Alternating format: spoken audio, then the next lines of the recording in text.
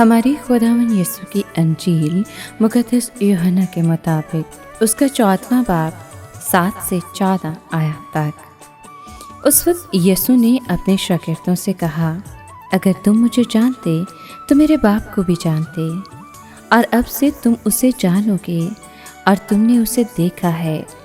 فلبوس نے اس سے کہا، اے خداوند، باپ کو ہمیں دکھا تو ہمارے لیے بس ہے۔ یسوع نے اس سے کہا، اے فلبوس، میں اتنی مدت سے تمہارے ساتھ ہوں، کیا تو مجھے نہیں جانتا؟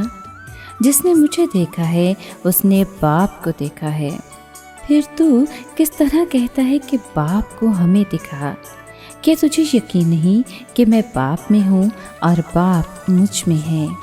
یہ باتیں جو میں تم سے کہتا ہوں اپنی طرف سے نہیں کہتا، لیکن باپ جو مجھ میں رہتا ہے وہی اپنے کام انجام دیتا ہے۔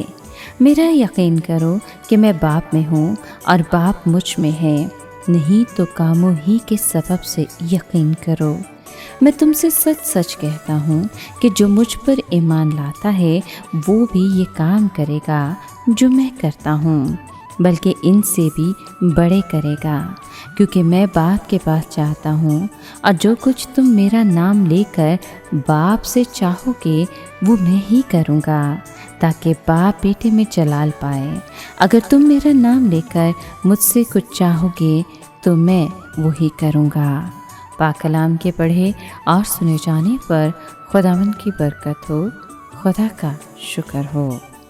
عزیز دوستو، آج کے کلام میں ہم نے سنا کہ جب یسوع نے کہا کہ تم نے باپ کو دیکھا ہے اور اسے جانتے ہو، تب فلبوس کو تعجب ہوا اور وہ بولنے ہی والا تھا کہ جی نہیں، ہم نے اسے نہیں دیکھا، لیکن وہ اپنے خداوند کی عظمت سے حیران ہوا اور اس کی بجائے یہ کہا کہ ہمارے لیے یہ کافی ہے کہ تو ہمیں باپ کو دکھا۔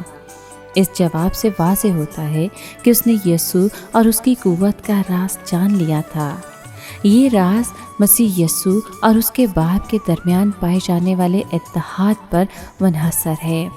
اگر یسوع اپنے شاگردوں سے رخصت ہو تو بھی کچھ وقفے کے لیے باپ کو انہیں دکھانا کافی تھا، تاکہ وہ بھی مسیح یسوع کی طرح خدمت کرنے کا حکم پاتے اور قادر مطلق کی قدرت سے محفوظ رہتے۔ تب وہ خدا کو جانتے اور اس کی رہائش گاہ کو دیکھ سکتے اور لوگوں پر اختیار اور شفا بخشنے کی اور بدروحوں کو نکالنے کی قوت پاتے۔ لیکن اس التجا کے ذریعے فلبوس نے اقرار کیا کہ وہ نہ باپ کو جانتا تھا اور نہ بیٹے کو۔ وہ مسیح یسوع کی الوہیت اور سچائی کو جان نہ سکا۔ یسوع نے اس کی تعریف نہ کی، بلکہ اس پر مہربان ہوا اور اپنی آخری شام کے وقت ایک عظیم سچائی کا اعلان کیا کہ جس نے مجھے دیکھا اس نے باپ کو بھی دیکھا ہے۔ اس مرکزی کلام کے ذریعے یسوع نے وہ پردہ چاک کر دیا جو اس کے شاگردوں اور مسیح یسوع کے درمیان حائل تھا۔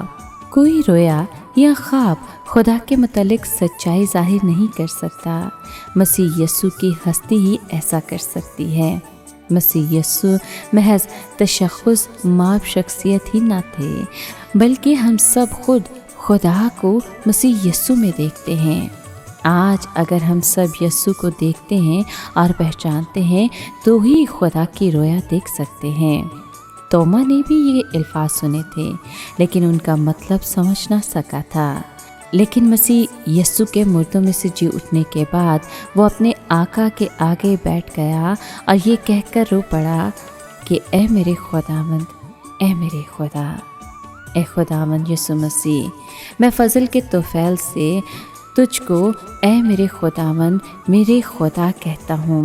مجھے اپنی کم اعتقادی اور محبت کی کمی کے باعث معاف کر، میرے باطن کی آنکھیں پاک روح کے لیے کھول دیجیے، تاکہ میں باپ کو تجھ میں دیکھ سکوں اور اس کی محبت کے طفیل سے خود میں تبدیلی لا سکوں، تاکہ تیرے عرفان سے موت کی بجائے زندگی حاصل کر پاؤں، اور تو اپنے جلال کا جوہر بے اعتقادوں پر بھی ظاہر کر، تاکہ وہ ایمان لا کر نئی زندگی پائیں۔